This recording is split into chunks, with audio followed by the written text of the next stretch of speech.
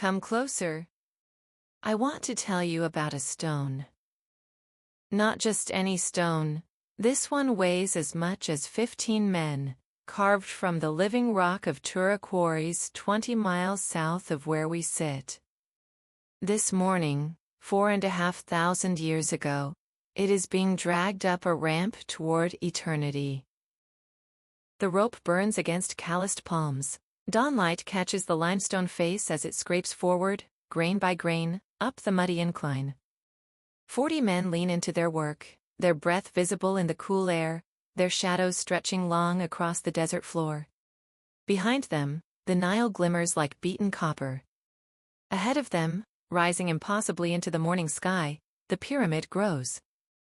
This is the 20th year of construction, 20 years of stones like this one, pulled up ramps like this one, by men whose names we will never know. 20 years of transforming the Giza Plateau into something that defies comprehension. Layer by layer, block by block, breath by breath. What drives a civilization to pour its lifeblood into a single monument? What compels a pharaoh to command 100,000 men to labor for decades, moving mountains one stone at a time? This is not merely architecture. This is not even religion, exactly. This is something deeper, the collision between human mortality and divine ambition. Between the weight of stone and the weightlessness of eternal life. Between what a man can build in 20 years and what must endure for 20 centuries. The man at the front of the rope team, let us call him Keti, has pulled stones for 8 years now. His back curves from the work, his hands are scarred leather, but his eyes still burn with something that might be pride. He is building for Khufu, the god king, the living Horus, the son of Ra himself. Khufu, who at this moment sits in his palace in Memphis, studying papyrus scrolls covered with calculations. Angles and weights, ramp gradients, workforce rotations. A mind that can envision 2 million stones fitted together with the precision of jewelry. A heart that believes his soul's journey to the afterlife depends on the perfect alignment of corridors with distant stars. And Hemiunu, the architect, the pharaoh's nephew, who walks the construction site each dawn like a general surveying his army. He sees what others cannot, the invisible geometry that will transform this chaos of ramps and stones into something eternal. The Giza Plateau thrums with life. 10,000 men work here daily, rotating in 3-month shifts from villages throughout Egypt. Farmers whose Nile floods have freed them for the building season. Craftsmen whose entire lives are devoted to this single project. Stonecutters who can shape limestone blocks to tolerances measured in fractions of inches. The smell of bread baking in enormous ovens mingles with the dust of crushed stone and the sweat of laboring bodies.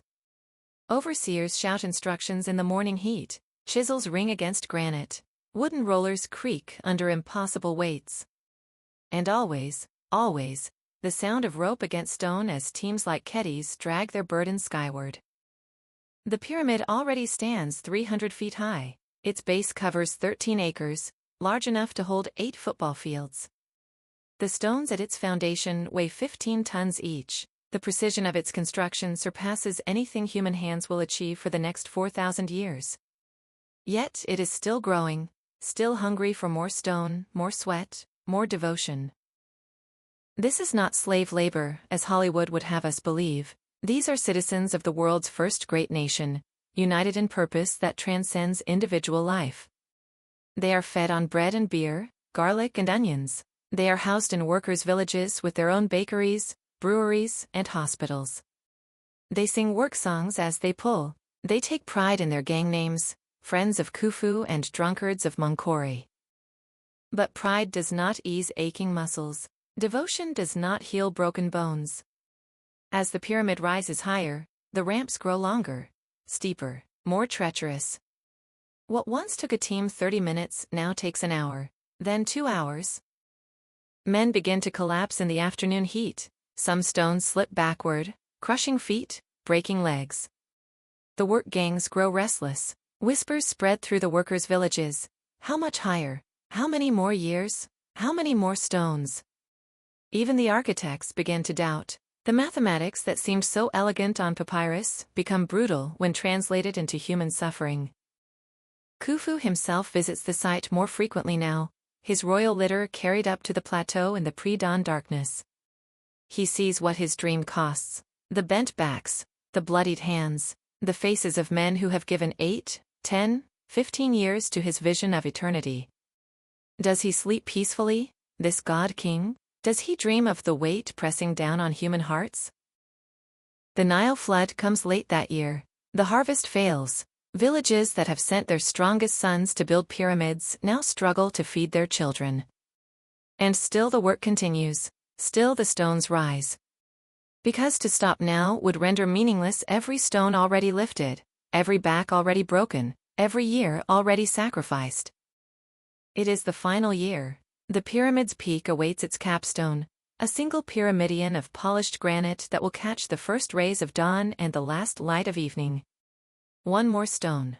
One final pull. Kedi, now gray-haired and bent, takes his place at the rope.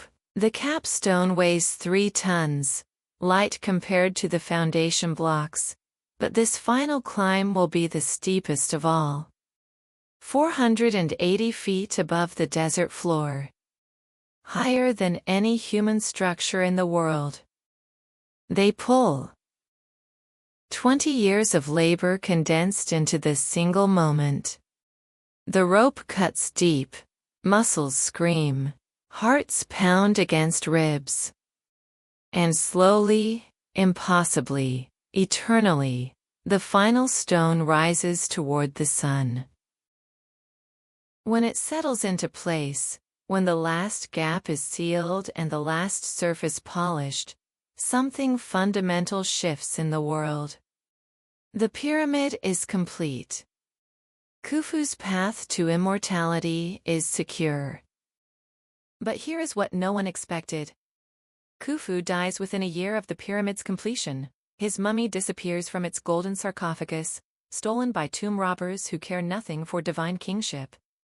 His name, which was meant to echo through eternity, is forgotten for 2,000 years. The workers who built his monument return to their villages and live out their days in obscurity. Their children's children will never know what their ancestors accomplished. The glory belongs to the stone now, not to the hands that shaped it. And yet, is this failure, or is this the deepest success of all? The pyramid outlives its builder, outlives his dynasty, outlives the civilization that created it.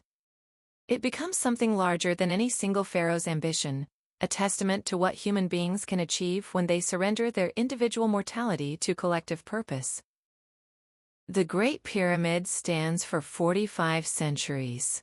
It watches empires rise and fall: Persians, Greeks, Romans, Arabs, Turks, British, all come to marvel at what their ancestors built with copper tools and rope and obsessive determination. For 4,000 years, it remains the tallest structure on Earth. No cathedral, no castle, no skyscraper surpasses it until the Industrial Age. 2 million stones, each one a prayer made manifest. Each one a human life transformed into something permanent. We measure its angles and marvel at their precision. We calculate the logistics and shake our heads at the impossibility. But perhaps we miss the deeper mystery. How did they sustain the faith? How did 100,000 people believe, year after year, that this work mattered more than their comfort, their safety, their individual dreams? The rope lies coiled in a museum now, preserved under glass. Hemp fibers that once strained against the weight of eternity. If you could touch it, if you could press your palm against those ancient threads, what would you feel? The pyramid endures. Limestone blocks fitted so perfectly that you cannot slide a knife blade between them. Each stone still bears the marks of the tools that shaped it, the sweat that blessed it, the hands that guided it home. And sometimes, in the hour before dawn, when the desert wind whistles through the ancient corridors, you can almost hear it.